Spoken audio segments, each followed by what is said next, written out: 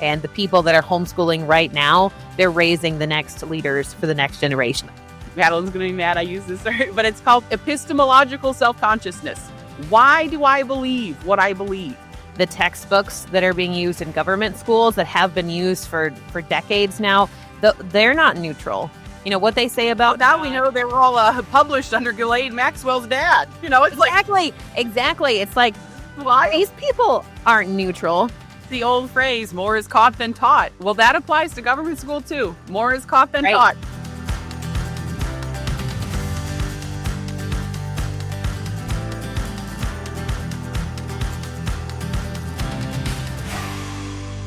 Hi, everyone, and welcome to episode 2 of the Homeschool Freedom podcast. What we're going to talk about today is worldview in homeschooling. If you are a longtime homeschooler, this might be something you've heard before in conferences or read books about on the homeschool circuit. If you are new to homeschooling or the younger generation homeschooler or a first generation homeschooler, which is probably most homeschoolers, then this might be a new concept to you. So we thought we'd kind of lay some groundwork for you today. Just a quick by way of an introduction, my name is Emily Fort. I'm the executive director here at the Homeschool Freedom Coalition. We're joining you today with Madelyn Michels, who is our director of marketing. Madelyn, why don't you tell us a little bit about yourself quick?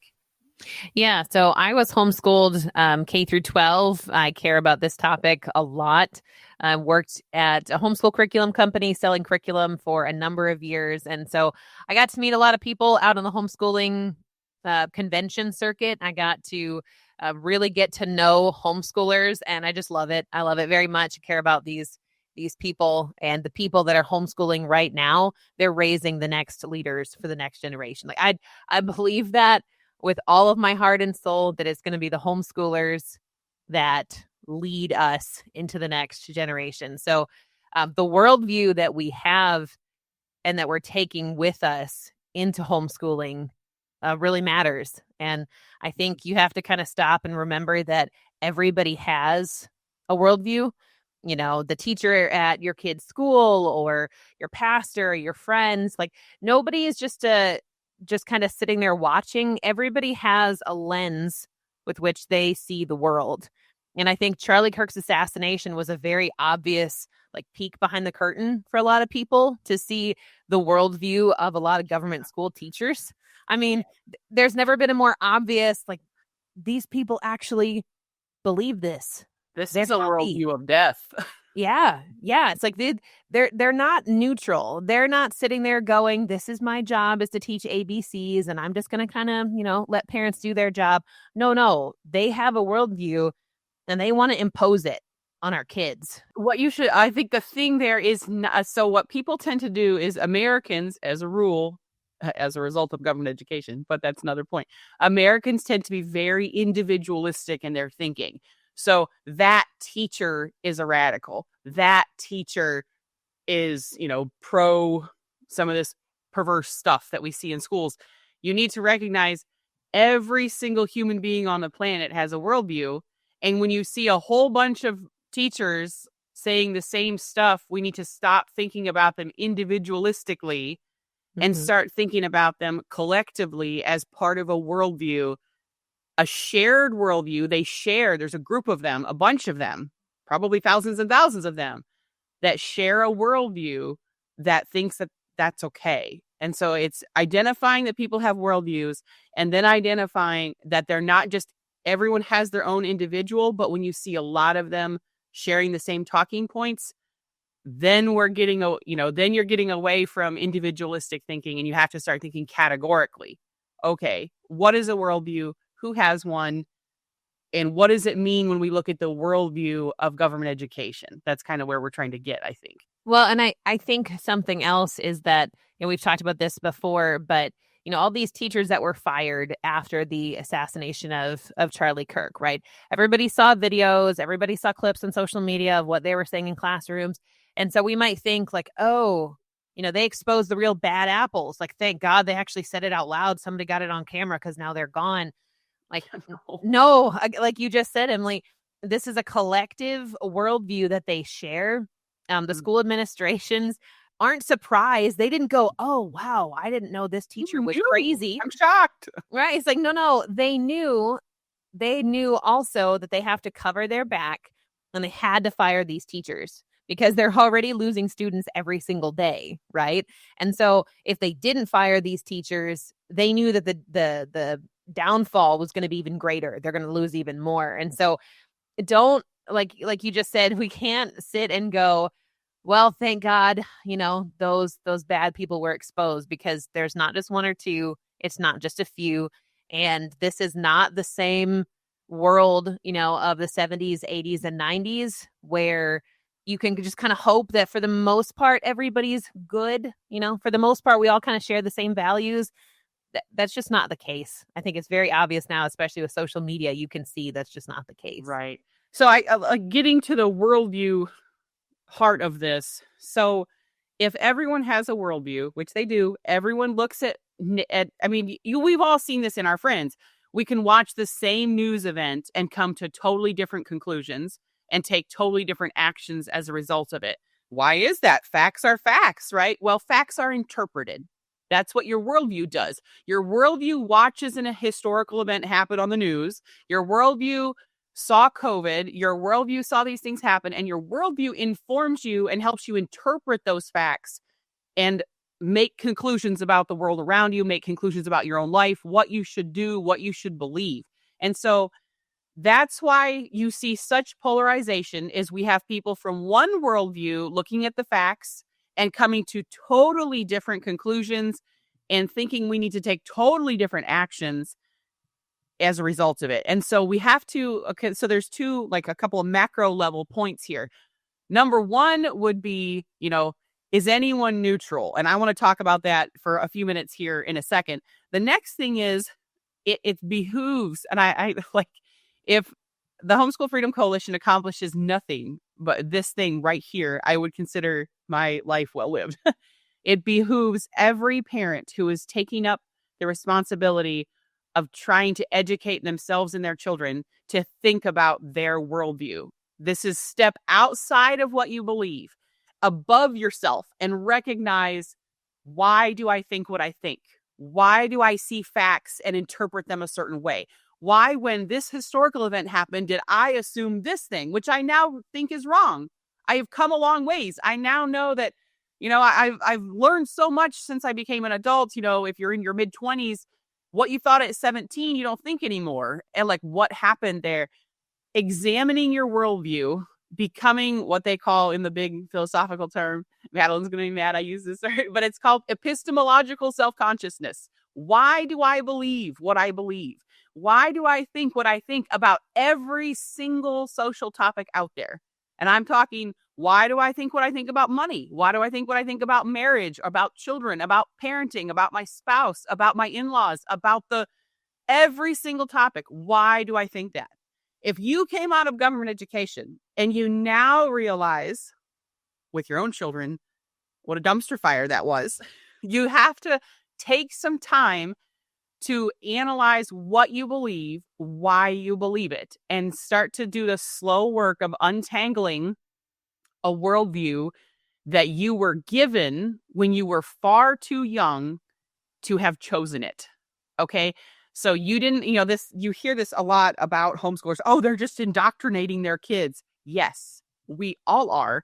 Every teacher everywhere, every parent everywhere is indoctrinating their kids, because by nature, you are shaping their worldview. So yes, we're indoctrinating our kids into whatever values our family, our textbooks, our worldview is. They are doing the exact same thing. They are indoctrinating our kids into whatever worldview their teachers, their textbooks, their people believe, their values. So it's not a question. So number one, macro picture, analyze your own worldview, see what it might be, who influenced it.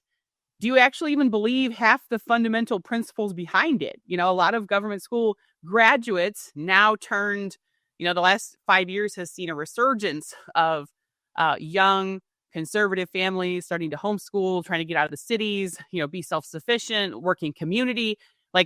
as you look back, the fundamental truths underneath most of what you believed are now obviously untrue to you.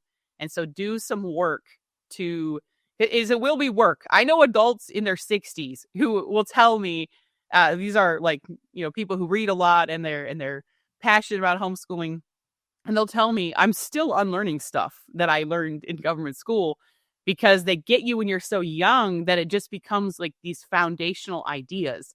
We don't want that. And so, number one, examine your own worldview and be in a constant state of self-examination on your worldview. And then number two, I think you're going to talk about this just briefly, Madeline, and I can give some examples. But we have to end this myth that education can ever be neutral. It's just not right. true. Well, I think it kind of piggies back off of what you just said, Emily, where the textbooks that are being used in government schools that have been used for decades now, they're not neutral. What they say about now we know they were all published under Ghislaine Maxwell's dad. It's exactly. It's like these people aren't neutral. Education in general is not neutral. Everybody is raised with a set of values, whether good or bad. It's like you see somebody who is raised by a drunk father, and they go, everything in my life was affected by my drunk parents. Or like even my husband, he was public school his whole life, and he always says that everything that was happening in the school system, not just the books I was reading, but the way every class is timed and you're trained to go from class to class to class, that's all pre-planned ahead of time, right? That's all set out for a very specific reason. And as everybody works. Exactly. Yeah. It's like, as everybody knows now, well, that's because they're training, workers. They're training people to clock in and clock out. And so when it comes to Christian education, or when it comes to home education, it's the same thing. You have your worldview. Your kids are picking up what you do day in, day out. We all know that, good or bad, right? They're always watching what we're doing. It's the old phrase, more is caught than taught. Well, that applies to government school too. More is caught than taught. Right, exactly. And so I think, sometimes people pretend like that's a bad thing, that your children are being raised to think like you. And we wholeheartedly disagree. Yeah, exactly. That's what we're here for, man. That's right. Like, if our kids are going to end up wildly different from us with a totally different worldview, like what happens in the government school, what's the point of all of this? And so you have to, remember it's a good thing, and to be very conscious of what you're doing, the curriculum that you're choosing. Who are the people that wrote it? That's worth a minute to stop and think who actually made this in the first place, because we all know who made the curriculum in the government schools, right? And so you can't detach those two things. And I think it is really the best part about home education, is that you're able to impart your values, your core beliefs, your family's values onto your kids. And that's just a huge, huge reason to do it and to get your kids out of the government school. Right. And I want to make a couple of quick examples. If you are still wondering if government education is really neutral, they've really sold, we don't want to be dogmatic. We don't want this old, this ancient old ideas. We've really progressed. We're really enlightened. We've left behind the stuffy old stuff from an ancient old book. That's the nice way. The other radical ones will call it, the sky daddy, imaginary God. And we've left gender behind. That doesn't exist. We're so enlightened. It's all behind. And we're neutral. And we let the kids decide. And a couple of examples would be these days, when you hear it's a literature class, for example, is reading, these postmodern novels that talk about, find your own truth. What's true for you? That's not neutral. That's humanism. That's a religion. Okay. That's a worldview. So to say, everyone has their own truth, what works for you might not work for me. That's humanism. It's very straightforward. That's not neutral at all. It sounds neutral. They've sold it as neutral, but really what it is secular humanism. You get to decide. You're the God of your system. You're in charge, not the God of the Bible, not anything people have believed historically. You, totally individualistic, again, get to decide totally arbitrarily based on your own life experience what all truth is for all time and all history. Like, how preposterous. That's not neutral at all. That's one of the most radical ideas in the world. I mean, imagine if people took that to their logical conclusion. I am the final arbiter of truth. I get to have my own truth and I get to do whatever I want as a result of my truth. Well, what happens when a whole bunch of them decide that their truth makes it okay to do horrifically evil, illegal things, like attack a bunch of school kids in a Christian school? That's why we have furries, you know. It's like, that's not neutrality. When your kid is being taught everyone has their own truth, that's humanism, a specific worldview with specific tenets and a substitute religion. So it's not neutrality. Similarly, in science class, you'll see people, obviously evolution is a theory that is accepted whole cloth, right? But if you think that people have no creator, and then there is no created purpose in humanity, in man. So if you are the result of ooze and time, how could anyone impose any morality on you? Who's going to yell at a pile of ooze and say you ought not to do that? You don't get oughtness out of ooze, right? And so what that is, when you have that in a science class, that's not neutrality. That's atheistic materialism. That's a whole nother worldview. It has tenets of its worldview. It has adherents. It has people that advance it and write books about it to advance it, because it's a competing worldview with Christianity. It's a competing worldview. It stands as another worldview option amongst all the religions of the world. Atheistic humanism, atheistic materialism.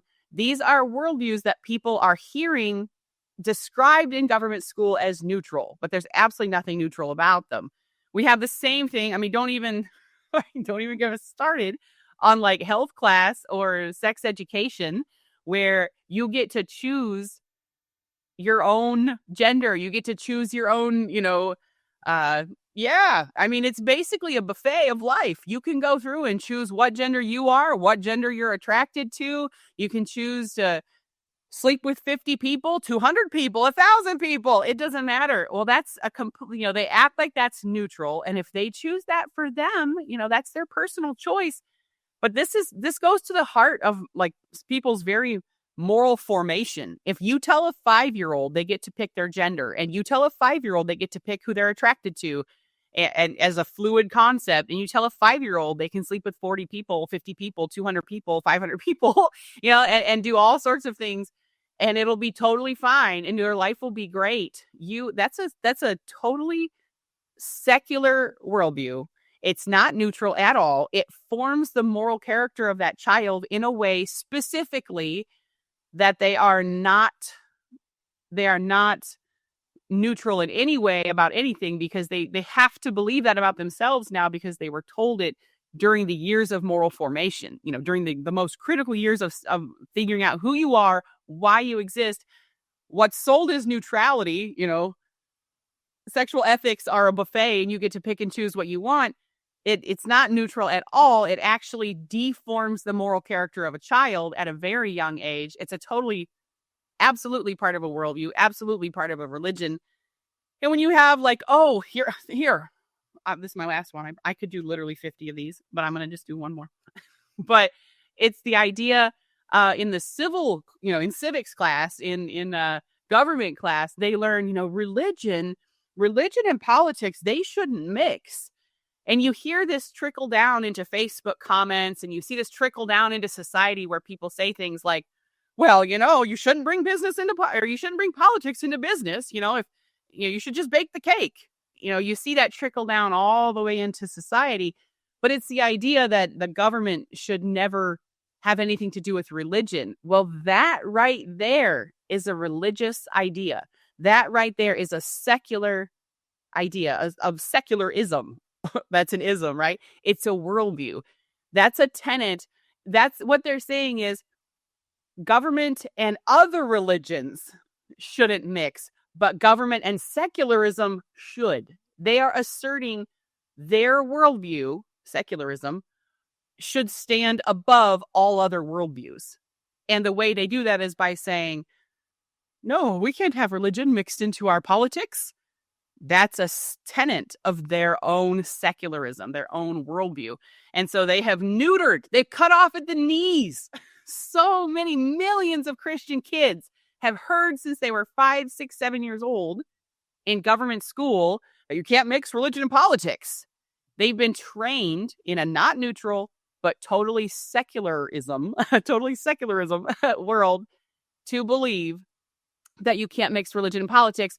But that very idea is mixing religion and politics. That the whole concept is religious in nature. It's just part of the religion of secularism.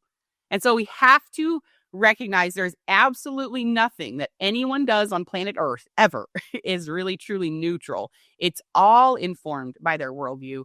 It's all informed by who is the foundational source of truth. Now, for the secular humanists, the atheistic materialists, the secularists, for all these people, at the very end of the day, of all these pagan religions or these competing religions that are in our government school classrooms, that are in every single class all the time because they're in the textbooks, because these textbook authors and publishers are neutral, right? Because of that, we have to recognize, first of all, there is no such thing as neutrality. There is no such thing as parents can send their kids off to, Miss Susie at the public school, and their kid's going to come home with a neutral worldview. And then mom and dad, in an hour a week at Sunday school, are going to infuse religion. That's not how it works. That's not how it works. Every class, every day, every single school in every single place in this country is teaching your kids a worldview. You are giving them 1 hour a week. I mean, maybe not you, but most parents are giving them 1 hour a week of Sunday school and, some basic, they might pray before meals or, whatever. They have like a place in their lives for Christianity. Recognize that in government school, you're giving them an hour or two a week of Christian instruction, hoping that the neutral school is leaving your kids a blank slate to put this Christianity on top of. And in reality, they're getting 40 to 50 hours a week minimum of secular education and secular worldview. And you're trying to undo that with an hour or two a week. It's just not going to work. So the next time your mother-in-law asks, "Why are you homeschooling?" You could just say all that. They're real fun at parties, man. You could just clip the homeschool party. Yeah. Yeah. You could just clip that. This is the why behind what I do. Right. Well, I think there's a lot of homeschoolers that are homeschooling right now that, when I was a kid, and I know I'm on the older end of this, but when I was a kid, all the homeschool workshops and the magazines and the books were all about, the worldview, because everyone was homeschooling for a Christian worldview, for a Christian reason. Now I think we have, literally probably millions of people homeschooling that they are, Christian, they profess to be Christian, but they haven't thought about the worldview angle nearly so much as they were escaping the bad school. And then once they've escaped, now they're having the chance to sit and look and go, what do I believe? Why do I believe it? And so I think, even though this may be old hat to some folks that have homeschooled for a long time, I think it needs to be restated for younger homeschoolers, especially because, if you don't stop to think about why you think what you think, you're probably not going to necessarily know how to go where you want to go. I guess that's. Well, I think it's important, like you said, we have a lot of new homeschoolers in this space since COVID. And so, even if you don't share all those same beliefs, say you're not a Christian, but you can look back in history and go, the world was a lot better 30, 40 years ago when society in general agreed on these Christian tenets. So even if you don't believe yourself, you can sit there and go, things have only gone downhill the farther we've gone down this rabbit trail. Here's a perfect example of exactly that. Is they want neutral moral instruction in government school. Neutrality, right? So they have these posters on all the walls. Be kind. Respect everyone. But those concepts in their worldview are fluid. What does respect look like? Now respect, today respect looks like, pronoun usage, furries, don't meow at the furry. That's a real story. You can Google that. A student got disciplined by the school district because he meowed back at a furry, in their classroom. And it's like, respect everyone looks like what? It looks like, not, of course, tolerate everything, but also affirm things that are really deeply unwell in some of these kids.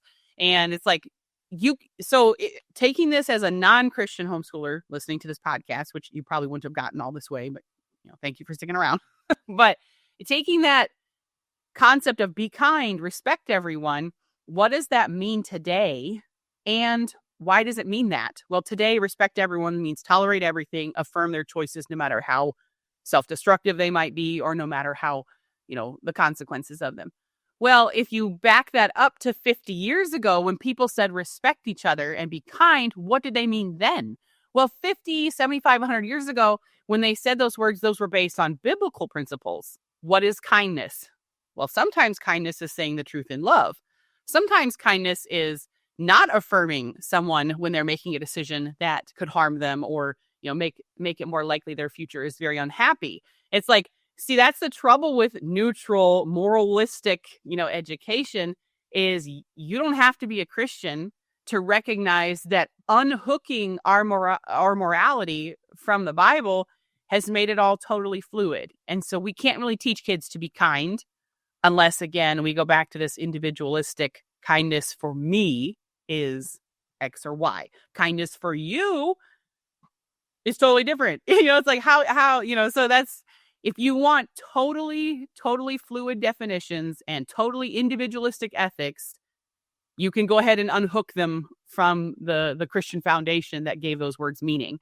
The trouble is you end up where we are. So if you're a homeschooler who's not a Christian, who's saying, well, I just totally disagree with the Bible, recognize that unhooking morality from a foundational truth like Scripture makes it totally individualistic and totally fluid. And so it's really difficult to tell your kids, you must be kind, and kindness looks like this.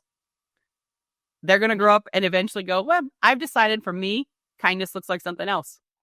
I'm going to do the opposite. I think that's the encouragement, if you're watching and you're homeschooling and you're kind of drowning with 3, 4, 5 kids, and Tuesday's lesson looks terrible, and so-and-so hit such and such kid.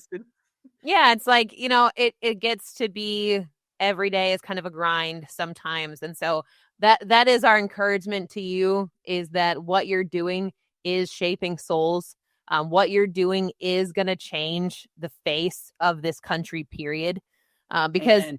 Like I said before, nothing matters more than education. If the government school system is who is cranking out millions of messed up kids who need drugs to sit still, all those kinds of things, then what you're doing is the exact opposite, right? What you're doing is directly impacting the next generation. You are directly making it so that my kids, all of our kids, get to live in a much better world, because you're raising morally responsible kids who actually know real history, and hey, they could even read, that's always a plus. Like kids that can read, they imagine that you are creating a world as a homeschool mom where when our grandkids are arguing on the internet, everyone in the conversation has a reading level above 5th grade. I mean, that would change the world. Right. Like, hey, your kid can read in cursive. Nobody's been able to do that for 20 years in the system. So take that encouragement. What you are doing matters, and it's not a small thing. And again, just even you pulling them out of that broken system, you're already instilling them with much better values just by the fact that they're around you, who love them the most, you care about them the most, you brought them into this world, and nobody cares about them the way that you do. So take that for what it is. It matters, and it's not a small thing. Yeah. Well, thank you for joining us, everyone. Sorry that I go off on tangents. That's kind of just, we're you were saying earlier about the daily grind of homeschooling, and I was thinking, man, penmanship is just a daily grind around here. I don't care how many different curriculums we've tried, it's just going to be a thing. And then as I was thinking that, as you said that, I thought, part of it is we're a very verbal family. And so here in my house, there's a lot of, we talk about why we do things, why other people do things. We talk a lot about, there are days where we don't get schoolwork done and we do just sit on the couch and read books out loud and call it literature class. just because, hey, this is all I can do right now. But, recognize that is forming the character of my child, and they're not having to fight off bullies. They're not having to fight off, radical worldviews. So even on the days where all I'm doing is, reading a book out loud to my kids and calling that school for the day, we're still killing it. We're still killing it. So anyway, to wrap this up, thank you for joining. If you haven't yet, subscribe, share our content with your friends or in your homeschool groups. We'd really appreciate that.